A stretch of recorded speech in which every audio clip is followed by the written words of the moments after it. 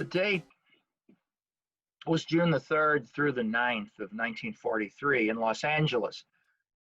We remember it in Los Angeles for what's called the Zoot Suit Riots. What were Zoot Suiters? Zoot Suiters were generally 14 to 25-year-old young Mexican Americans who really designed their own regalia. They had very long coats, they had bright colors, they wore flat hats with wide brims, they had a chain, but it was their style. And what it reflected very much in this whole issue here is, what do we mean by race and what do we mean by culture? A young man by the name of Jose Diaz was beaten up so badly that he died later on in the hospital. The Los Angeles newspapers came out full bore, we've got to stop this hoodlumism. And hoodlumism became very much defined to Mexican American youth. And so Jose Diaz died. The police called it a murder, and they began to round up Zooters. That's what they were called, Zoot Suiters or Zooters. And at one point, they had over 300 young men and women locked up in jail, trying to figure out who did this. Eventually, they put 22 of them on trial. Many of them were sentenced to San Quentin for life, others sentenced to shorter terms.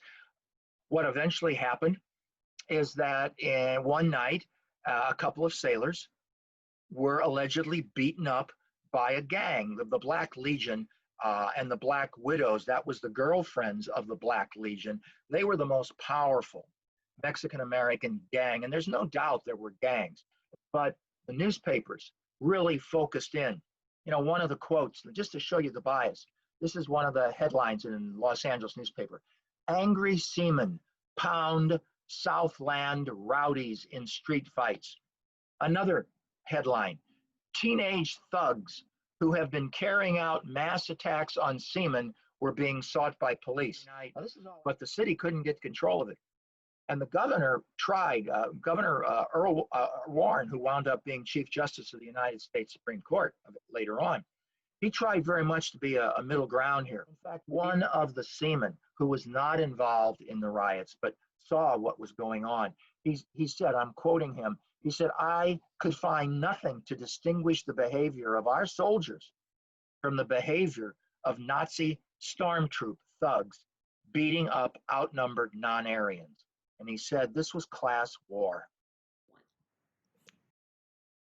This is Candace Crystal with American History Theater. I have with me today Fernando Parra Chong, part of the Breaking Down Barriers team. So in order for us to get started, Fernando, why don't you introduce yourself and tell us about your role at Breaking Down Barriers? Most definitely. Thank you so much for having me today, Candace. It's a pleasure and an honor to be here with you.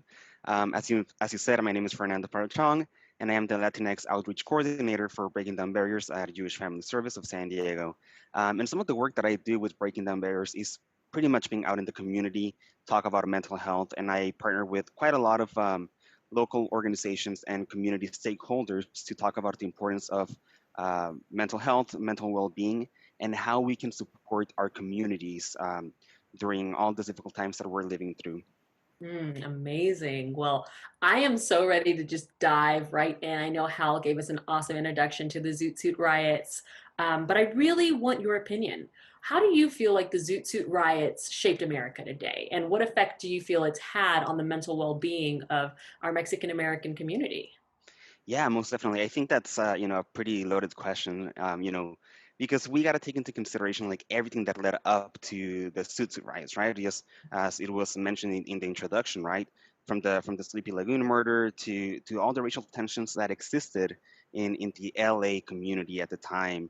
But one of the biggest points that I do want to make is that the Zoot Suit riots impacted the trust that the Latino community has, not only with like police departments, but also with the government and with community organizations in various levels, right?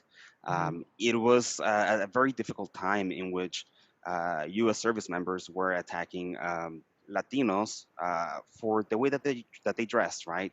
By wearing these pachuco outfits, this very big suits and with the hats, very very extravagant, which was a way of defying the like the normal of the time, right?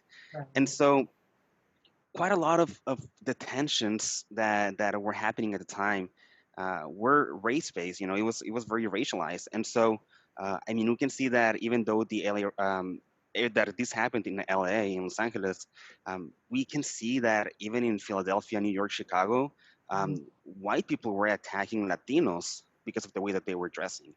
So how did it shape today, the Zoot Suit Riots or the Latino community? Well, I mean, you gotta look at different factors. To start off culturally, um, the Latino community no longer dresses with those garments. I mean, also fashion changes, right? And that's totally Oh, normal. However, it is still illegal in LA to wear a Zoot Suit Riot. By the way, I don't know if you knew that, but culturally, it affected the way that the community dressed. Um, Also, as I was talking about the lack of trust that exists with community organizations and with like governmental agencies and even the police departments. Recently, as we are talking also about, you know, the importance of mental well-being, I had a conversation with a community member while I was doing a presentation, in which she made a comment that like really stood out to me. She said something along the lines of, I heard that if you are mentally ill, you cannot tell your doctor, or if you have signs of depression or anxiety, you cannot tell your doctor because they will call the police on you and you're gonna get arrested. oh For no. me, that really took me by surprise. For Mhm. me, I honestly don't know where she heard that from. I don't know what really led to her believing that idea. Mhm. But I mean, the Latino community has been affected immensely over the last, I don't know how many decades Mhm. by different policies, by different practices that affect our emotional, our social, or even our physical integrity, right? Right. I mean, we look at, during the 1940s, the Bracero program, in which Mexicans were allowed to come to the U.S. and work during, the labor shortage that we have. But then the attitudes that happened after World War II against Mexicans, Mhm. extremely racist behaviors, also including the Zoot Suit riots. Mhm. And so these various practices that we've seen in our communities definitely affect our mental well-being, our mental health. And one of the sad things of this is that in the Latino community, mental health is still very stigmatized. It is Mhm. very hard to talk about mental health. It's something that we don't talk about, and sometimes we keep it in the house. In Spanish, one of the things that is often said is that if you're going to the psychologist or psychiatrist, you're going to the loquero, to the person that treats crazy people. Right. What a translation.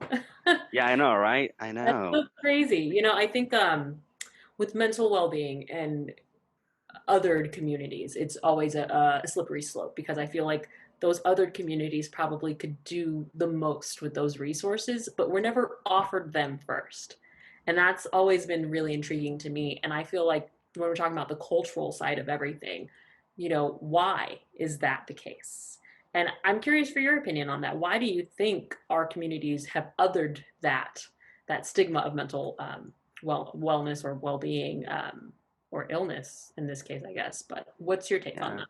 I mean, we also gotta take into consideration the different, job opportunities that the Latino community has. Mhm. A big percentage of the Latino community, in not only here in San Diego County but in California, works a lot of low wage jobs, a lot of entry level jobs, a lot of jobs in the service industry that might not offer, healthcare services that, in which they can get, covered to go to a psychologist, to go to a psychiatrist. And so, sometimes it's no longer a priority to attend our mental well-being, right? Mhm. And some of the things that I've seen quite a lot while doing community outreach and while talking with community members is that, not only is there that fear of like, oh hey, I am diagnosed with depression, I'm not going to be able to find a job. Mhm. That stigma, that fear from the lack of labor opportunities, but also even within the own family, right? Yes. Carrying that stigma of mental health can be such a big burden, right? Mhm. And so, and even in the Latino community, many times you'll hear, you know, you got to be strong. Like you just gotta like, be strong and don't let things like bring you down. Yeah, and And it can only be strong for so long, everyone. I know. And the sad thing is that with like the younger generations, Uh-huh. we see a lot with with parents even like guilt tripping their kids and the young ones by saying, I had it very very hard when I was growing up. I had to leave my country. I had to experience all this racism out in the streets, and you have it easy. And so many times we minimize the experiences of young people, Mhm. and we push them into these silos in which they can no longer openly talk about mental health. And Right. when we're talking about the Zoot Suit riots, right? Mhm. It is very interesting because you know even throughout all of these events that happened in LA, the Mexican government was trying not wasn't trying to get involved, at all. It took them quite a few days to even send out a response because non-interventionism, in politics, not intervening with other countries' affairs, like even though they had their own residents or their own, Yeah. community Yeah. members in the community, Mhm. uh, even though they were being affected, Mexico decided not to intervene or not even put out a statement until things died down. And so, how does that make Mexican and Mexican American feel, right? You're Mhm. leaving your country for more opportunities, to give your family another opportunity to succeed, but not Mhm. even your own government backs you up, Yeah, right? When that's when you're when you're leaving your country, that's something that's very tough as well.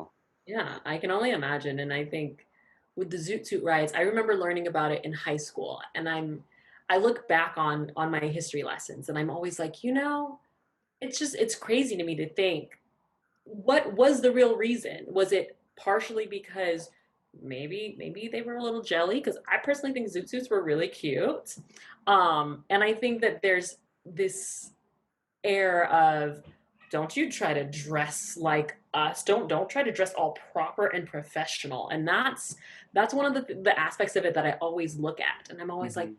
is it because we were trying to elevate, right? And from a Mexican American standpoint, I'm like, I would be livid if I'm coming from my home country to your country and this is how I'm being treated. But then I look at all the marginalized people in this country, and that tends to be what the case is. Yeah, And that's it's shared intriguing. experience. Yeah, for Yeah, sure. it's a common theme I'm finding in these conversations. Yeah, most Um, definitely.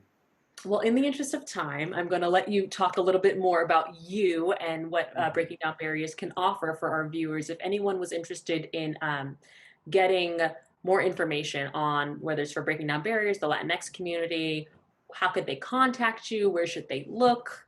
And I know we'll have a graphic at the end, but I like to give them some details within our conversation I mean, first. you can always check us out on our Instagram page, at bdv.sd. That's a great way of, seeing what we're doing, the different events that we're hosting, and just quite a lot of resources and information out there. You can also feel free to email us, and I'm going to give you my work email. So if you're interested in learning more about some of the conversations that we can have with the Latino community, Mhm. my email, it is Fernando P at jfssd.org. And I'll repeat that again for the audience, Fernando P at jfssd.org.